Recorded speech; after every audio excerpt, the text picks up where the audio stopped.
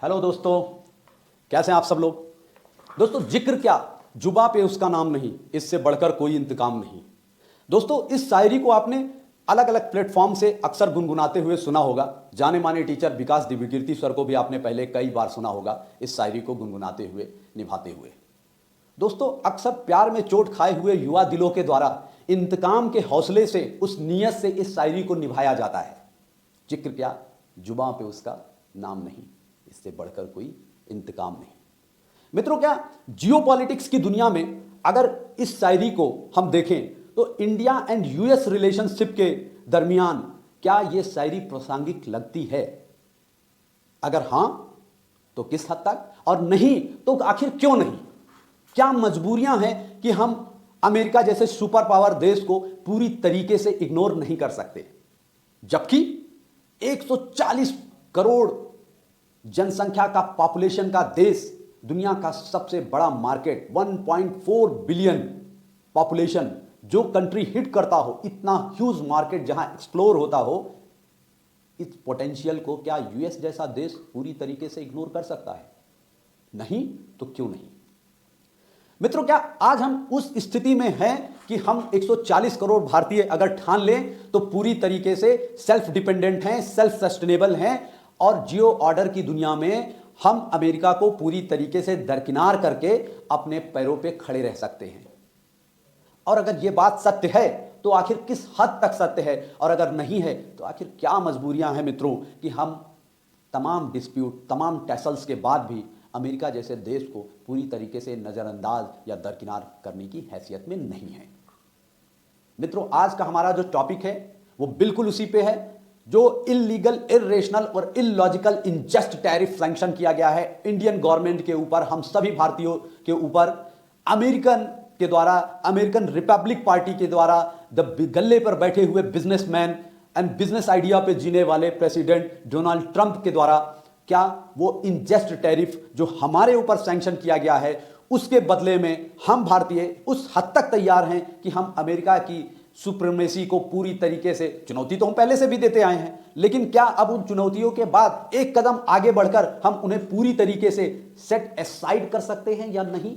और नहीं कर सकते तो मित्रों क्या कारण है, उसको थोड़ा डेप्थ में हम संक्षेप में भी समझने की कोशिश करेंगे, और अगली अपनी लॉन्ग वीडियोस में हम इसका एनालिसिस करेंगे, इसको पूरी तरीके से कवर करेंगे और बताएंगे कि वो मजबूरियां क्या क्या है। देखो मित्रों, मैं पहले बता देता हूं, आपको शॉर्टकट में बताना चाहूंगा कुछ। अमेरिका एक डेमोक्रेटिक कंट्री है और दुनिया की सबसे प्राचीन, जिसको कह सकते हैं सबसे ओल्ड डेमोक्रेटिक कंट्री है। वो खुद को सबसे सुप्रीम डेमोक्रेटिक कंट्री का खिताब से खुद से नवाजते भी रहते हैं। और भारत दुनिया का सबसे बड़ा डेमोक्रेटिक कंट्री है। इतना बड़े पॉपुलेशन को, इतनी बड़ी खाट पंचायत को, इतने बड़े पार्लियामेंट में, जहां पे 543 पार्लियामेंटेरियन हैं और 243 या उसके के आसपास में आपके राज्यसभा में हमारे पार्लियामेंटेरियन हैं। मैं बात कर रहा था कि इतनी बड़ी पंचायत, इतनी बड़ी, हम अमेरिका दुनिया की सबसे प्राचीन ओल्ड डेमोक्रेसी है और इंडिया सबसे बड़ी डेमोक्रेसी है। मित्रों, तो जो डेमोक्रेटिक वैल्यूज होते हैं, जो डेमोक्रेटिक कल्चर भी है, उसके लिए भी हम कहीं ना कहीं मजबूर हैं कि हम अमेरिका को पूरी तरीके से नजरअंदाज नहीं कर सकते। और जो स्ट्रेटेजिकल इंपॉर्टेंस है, due to economical dependency, due to values, due to share culture, due to trade agreement, due to bilateral dialogue, due to regional dialogues, due to different of forums, उसको जो हम शेयर करते हैं, और बहुत सारे जो हमारा बिजनेस मैट्रिक्स है, उसके लिए डिफेंस डील वगैरह जिसमें आती हैं, हम अमेरिका को पूरी तरह से नज़रअंदाज करने की स्थिति में फिलहाल तो अभी नहीं है।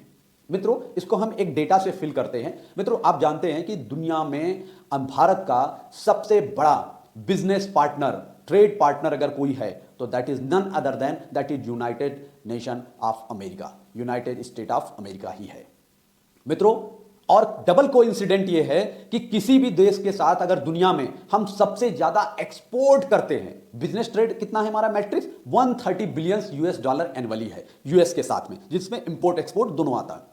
अगर हम एक्सपोर्ट की बात करते हैं तो अकेले हम 90% एक्सपोर्ट अमेरिका को करते हैं, और बदले में 40% के आसपास में हम इंपोर्ट करते हैं यूएस डॉलर एनुअली, बिलियंस में। मित्रों, आप समझ सकते हैं कि ट्रेड सरप्लस के मामले में यूएस हमारा सबसे बड़ा पार्टनर है। तो मित्रों बहुत सारी चीज़ें, steels, irons, pharma industries, textile, उस मटेरियल्स को हम अमेरिका को एक्सपोर्ट करते हैं। America led, America dependence industry हमारी है। जो प्रोडक्शन हम करते हैं, वो प्रोडक्शन जो हमारा मटेरियल्स, फिनिश गुड्स प्रोड्यूस होता है, वो हम अमेरिका में बल्क में एक्सपोर्ट करते हैं। तो अनएम्प्लॉयमेंट का एक तो डर है, वो सारी कंपनियां हमारी क्या होंगी, क्रैम्बल हो सकती हैं।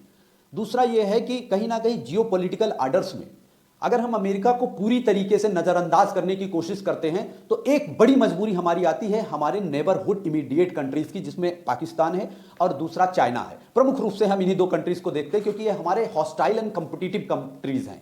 तो ये हमारे हॉस्टाइल कंट्रीज हैं जिनके साथ हम बॉर्डर बहुत बड़ा एलओसी शेयर करते हैं, और साथ में दूसरा दुनिया का सबसे बड़ा देश जिसके पास बहुत बड़ा बल्क मार्केट है, दैट इज चाइना।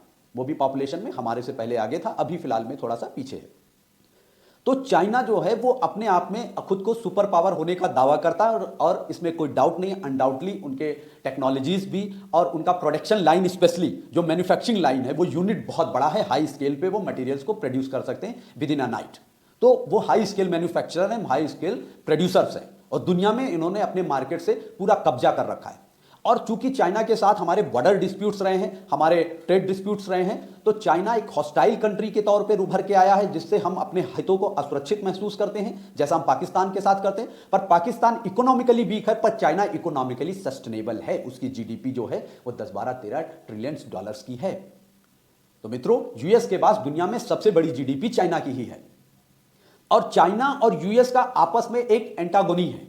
वो आपस में एक hostile and rival competitive countries हैं। दो सुपर पावर एक दूसरे के साथ भिड़ रहे हैं। तो कहीं ना कहीं यूएस इंडिया को एक बफर जोन की तरह देखता है चाइना को काउंटर करने के लिए, और कहीं ना कहीं चाइना को पूरी तरीके से काउंटर करने के लिए हमें यूएस पे डिपेंडेंट रहना पड़ता है। तो ये एक बात है मित्रों कि हम पूरी तरीके से ना चाइना पे रिलाई कर सकते हैं, ना यूएस को पूरी तरीके से इग्नोर कर सकते हैं।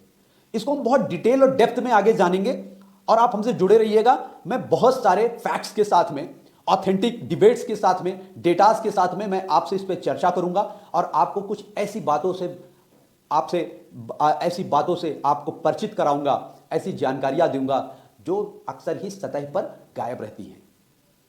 पर जियोपॉलिटिक्स में, फॉरेन डिप्लोमेसी में वो अंडर द टेबल चलती हैं। तो मित्रों, आज का वीडियो इसी पे था। हम अपनी लॉन्ग वीडियोस में इसको डिटेल से कवर करेंगे, इंडिया यूएस रिलेशनशिप को, और बहुत सारे तथ्यों के साथ हम बातें करेंगे। तब तक के लिए जुड़े रहिएगा हमसे। नमस्कार, सत श्री अकाल, जय हिंद, जय भारत।